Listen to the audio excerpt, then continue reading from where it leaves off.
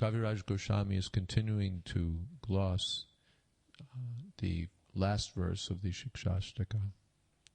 Ashashyava padaratam panastuma madarshanan marmahatam kurotu va yata tata va vidadhatu lampato mat prananatastu sevanapara. The devotee is happy when Krishna is happy. The materialistic person, if he has some sense of God consciousness, has the idea that God is the one who can make him happy. And that's his goal. We can say he's a devotee or materialistic devotee, not a pure devotee. His idea is that God is meant, well, Prabhupada put it strongly, that they want to make God their order supplier. They'll come to the temple or the church with their requisition list and present it before the Lord. My dear Lord, I need this, I need this, I need this, I want this. As if God were Father Christmas. That's their approach. Their standard of God's greatness is that the more God makes them happy, the greater God is. There's a prosperity gospel. You can find the prosperity gospel preachers whose message is that God doesn't want you to be poor. So if you pray to God and have a positive attitude, you'll get cash. And that's their idea of holiness. That's not Chaitanya Mahaprabhu's standard. That's not his mood to get something from God. Ohaitaki tvai. Bhavatad bhaktir ohaitaki tvai. No motive. That's condemned in Bhagavatam as Kaitava dharma. Dharmartha kama moksha. My dear Lord, give me some, let me follow religious principles so that I can get my economic needs met, so that I can enjoy sense gratification. And when I'm frustrated with sense gratification, please give me liberation. Let me merge with you. That's not Chaitanya Mahaprabhu's mood at all. The mood is extraordinary. Not only do I not want these things, but what I want is whatever will make you happy. Even if your happiness causes my unhappiness. If making me unhappy makes you happy, all right, then that's happy for me. The materialist, he wants sense gratification from God. And when God doesn't fulfill his demands, he's bitter. He's disappointed, he's let down, he's bitter.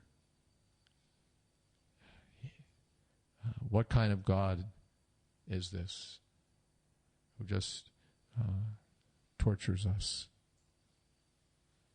He doesn't accept he's being tortured for his own misdeeds. It's God's fault. You know, like the prisoners, typically in the prisons, the prisoners are complaining because the government is unfair. The government is unfair. Not I robbed the bank, but the government doesn't play by the rules. The government is, caught me by unfair means. There's one of the most famous mobsters of all time in America is a gentleman named Al Capone, who ran all sorts of illegal rackets in the city of Chicago. bootlegged liquor during Prohibition, and so many different things. And those were the days when people would wind up in the river with cement feet for having crossed the mob. So really wicked things: gambling, meat eating, illicit sex, prostitution, intoxication. So finally the government caught him on some tax charge and put him in prison. And he was interviewed, and he was bitter. That why was he in prison? All he ever tried to do was give the people of Chicago a good time. He was a good guy. And it was the government that was just didn't understand, didn't get it. Here I was just trying to give the people of Chicago a good time, and the government is chasing me down. The conditioned souls have a similar mentality. If there's God, then why is there this? If there's God, why is there that? Is it God or is it you? If the government is so good, why are there prisons? Because of you, Baba, not because of the government. You act in such a way as to break the laws of God. You act in such a way as to misuse the human form of life. You turn away from God, your relationship with God. You step outside of your constitutional position into an unconstitutional one and try to be something you're not. And then you complain that God is nasty, or what kind of God is perverse, what kind of God is this who does that? Or you say there must be no God.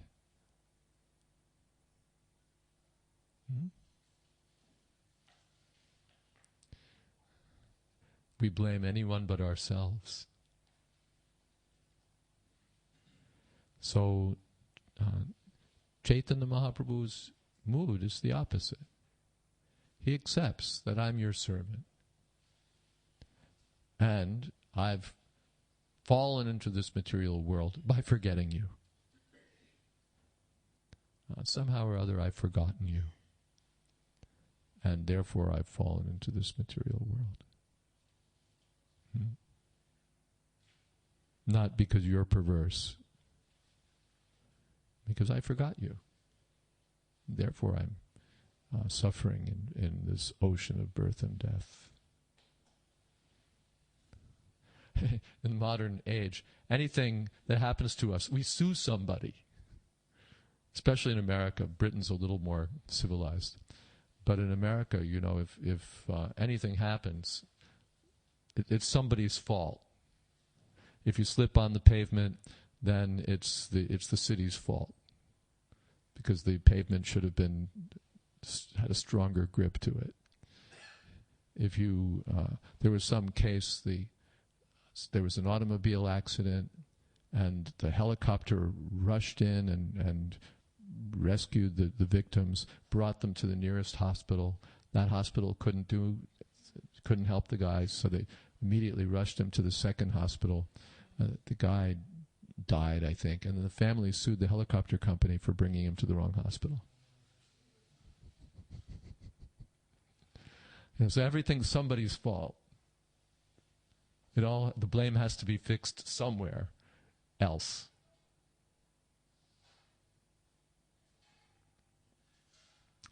And so finally, everything's God's fault. But no. The laws of nature are there. We follow Krishna's direction. Krishna says, perform sacrifice, be happy. I'm providing everything. Tena chak tena bhunjita, take as much as your quota allows. Ma gradhaka shasvidhanam, don't take more. Well, a little more. Only a few $1 billion more.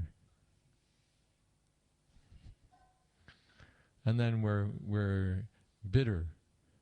Why is there suffering in the world?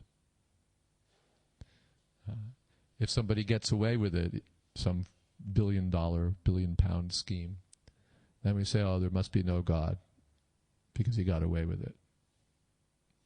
And if someone's suffering for no apparent cause, we say this person's suffering for no reason. And it doesn't dawn on us that he's the guy who in his previous life stole those billions of dollars from all those innocent people, and now he's suffering. We don't see the whole picture. We see our little corner of the picture and we say, oh, it's so unfair. There must be no God. Or God, what kind of God is this who would be so perverse, so vicious?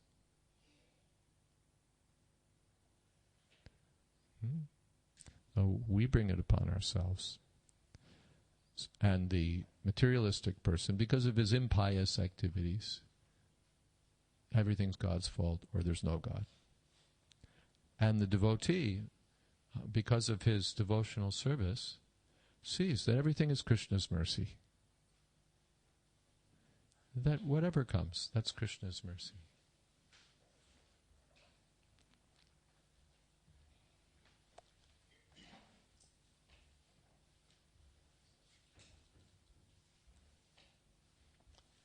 Ranchor Prabhu was telling me that he met a very senior devotee from Britain, Jayadvaita Prabhu, who's got, is it cancer?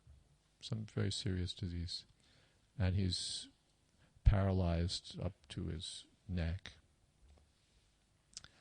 And Ranchor, went to meet him after many years and sort of didn't know, could be what it would be like, what his mood would be. But he said that Jayadvaita Prabhu was just, grateful to Krishna for all the blessings that Krishna had given to him. Just completely accepting that, actually, whatever Krishna does is for my good. Whatever Krishna does is for my good. It'd be very possible under such circumstances. What kind? I served Krishna for so many years, and I did this, and I did that, and why? Prabhupada said, chant Hare Krishna and be happy, and what kind of happiness is this? Entirely, you can envision under the circumstances how a person would have that sort of mentality. No, grateful. Krishna is very kind. Everything's for my benefit, my good. That's the difference between a devotee and non-devotee. There's one disciple of Radhanath Maharaj who I met before he passed away, a young fellow, newly married. His wife had just given birth to a baby girl. And he found out all of a sudden that he had cancer of the spine, I think it was. And, like 6 months to live, a few months to live.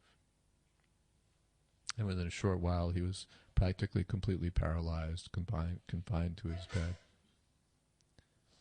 And I happened to be visiting Bhaktivedanta Hospital, so I went and saw him. And he was completely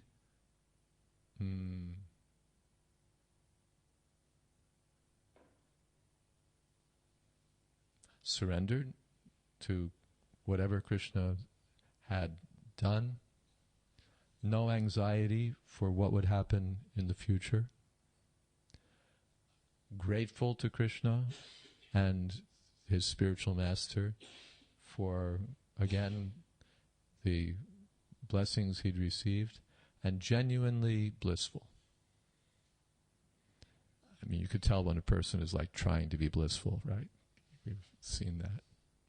Genuinely absorbed in Krishna consciousness and happy. This is the effect of genuine Krishna consciousness. When a person is genuinely Krishna conscious,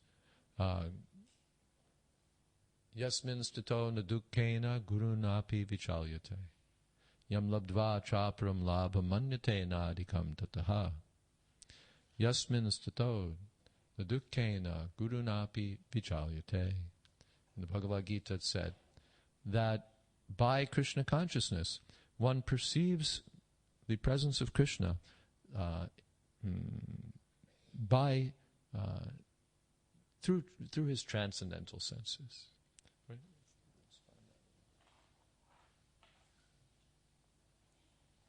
But I don't know where it is, actually.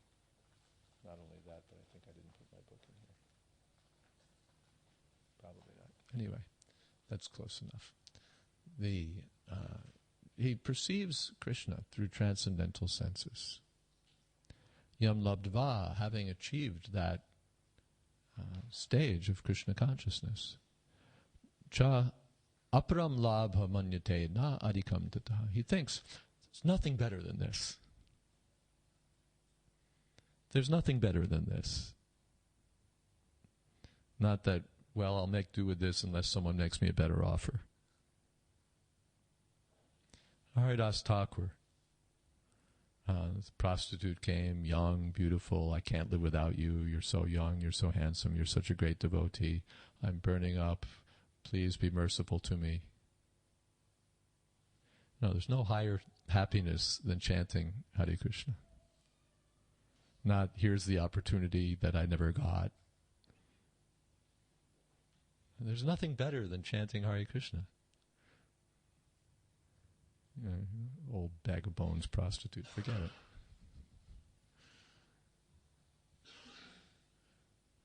Nothing is better than this. Yasmin statos, situated in this consciousness, na dukkena gurunapi vichalyate. Even the heaviest distress, guru means heavy, even the heaviest distress doesn't move him. He's not deviated, not set off track by any distress, however heavy. No, I'll serve Krishna. If Krishna gives me some distress, then that's Krishna's business, all right. There's some good purpose there.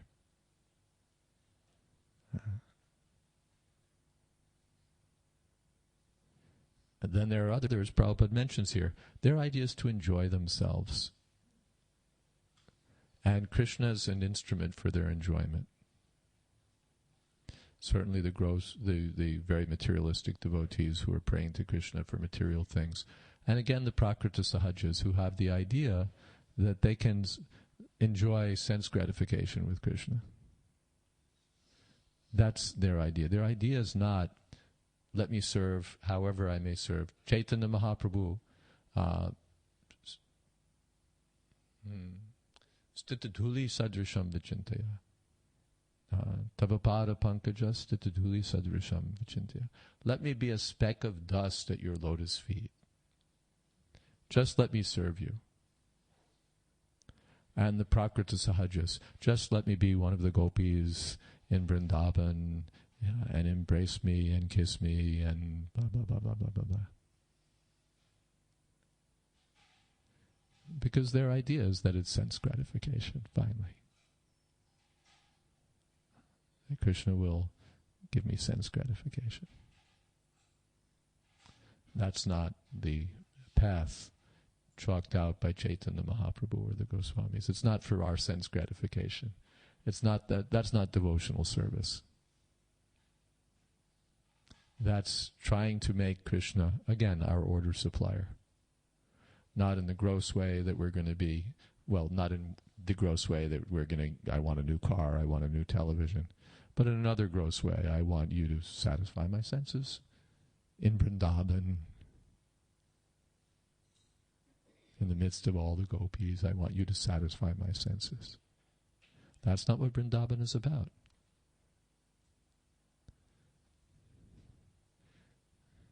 It's not for the devotees who've achieved the perfection of wishing Krishna to be their order supplier. The perfection of making Krishna their instrument for sense gratification. That's not Goloka Vrindavan. That's our extending our idea of the material world to the spiritual world. I've failed to get sense gratification here. Let me get sense gratification there. But that's not pure devotional service. The goal is not sense gratification. The goal is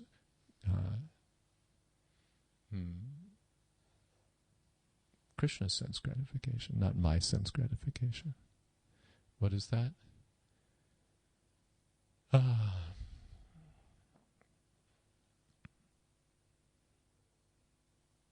Krishnendriya priti vancha tare premana.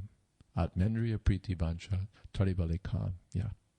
To satisfy one's own senses is called kam, lust. And to satisfy Krishna's senses is called love. Krishnendriya priti vancha. To want to satisfy Krishna's senses, not to want to satisfy my own senses. So that's the qualification of all the Brajvasis, the cowherd boys, the Nanda Jashoda, the Gopis, Srimati Radha, everybody. Their goal is to please the senses of Krishna. Not that my senses should be pleased. The idea is there of heaven. The heaven is the place where your sense gratification will be achieved. No. That may be heaven. That's in the material world. But the spiritual world is the place where everyone wants to serve Krishna and please his senses. And my senses may or may not be pleased. Krishna, if my senses are pleased, that's all right. If they're not pleased, that's all right. Rather, as long as Krishna's senses are pleased, I'm pleased.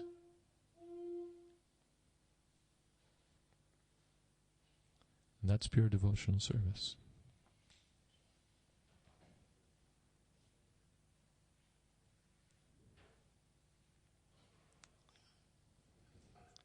Let's see, can read a little more. Jay Nari Re Vanche Krishna Tar Rupe Satrishna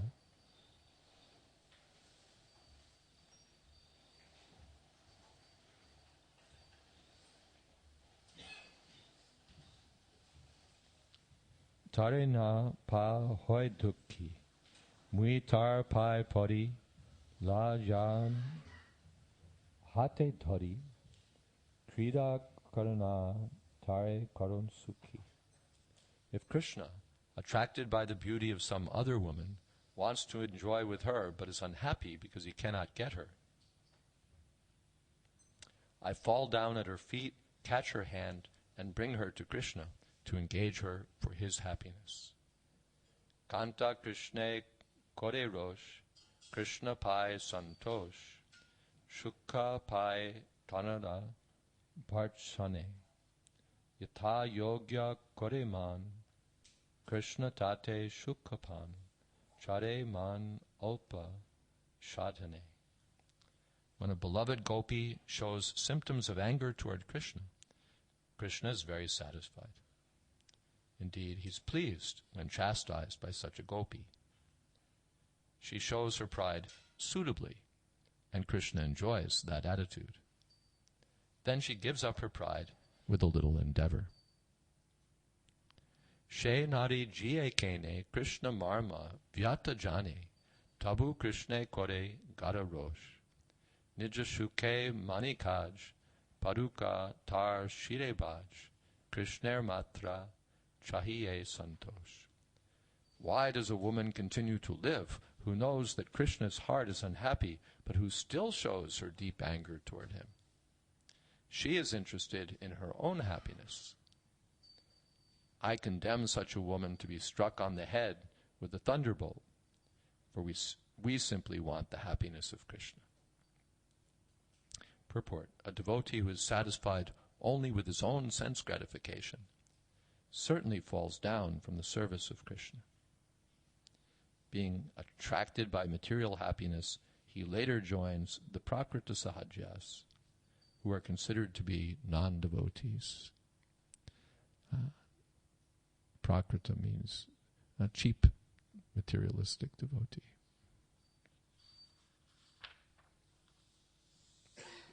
Jai gopi mora kore dveshe, Krishna kore santoshe, Krishna jare kore abhilash. Mui tar kore jan, tare sevon dasiha, tabe mor shukher ullas. If a gopi envious of me satisfies Krishna, and Krishna desires her, I shall not hesitate to go to her house and become her maidservant, for then my happiness will be awakened. Pushti viprer ramani, pativrata shiromani, pati lagi koila veshar sheva, stambila suryer gati jiaila mritapati, tushta koilo mukya tindeva. The wife of a Brahmin suffering from leprosy manifested herself as the topmost of all chaste women by serving a prostitute to satisfy her husband.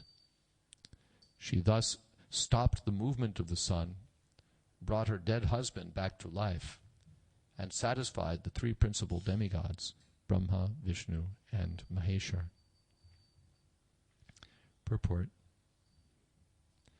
The Aditya Puran, Markandeya Puran, and Padma Puran tells about a Brahmana who is suffering from leprosy but had a very chaste and faithful wife. He desired to enjoy the company of a prostitute, and therefore his wife went to her and became her maidservant, just to draw her attention for his service. When the prostitute agreed to associate with him, the wife brought her leprotic husband. When that leper, the sinful son of a Brahmin, saw the chastity of his wife, he finally abandoned his sinful intentions. While coming home, however, he touched the body of Markandeya Rishi, who thus cursed him to die at sunrise. Because of her chastity, the woman was very powerful. Therefore, when she heard about the curse, she vowed to stop the sunrise. Because of her strong determination to serve her husband, the three deities, namely Brahma, Vishnu, and Maheshwara, were very happy, and they gave her the benediction that her husband would be cured and brought back to life. This example is given herein to emphasize that a devotee should engage himself exclusively for the satisfaction of Krishna, without personal motives. That will make his life successful. Any questions? Mm-hmm.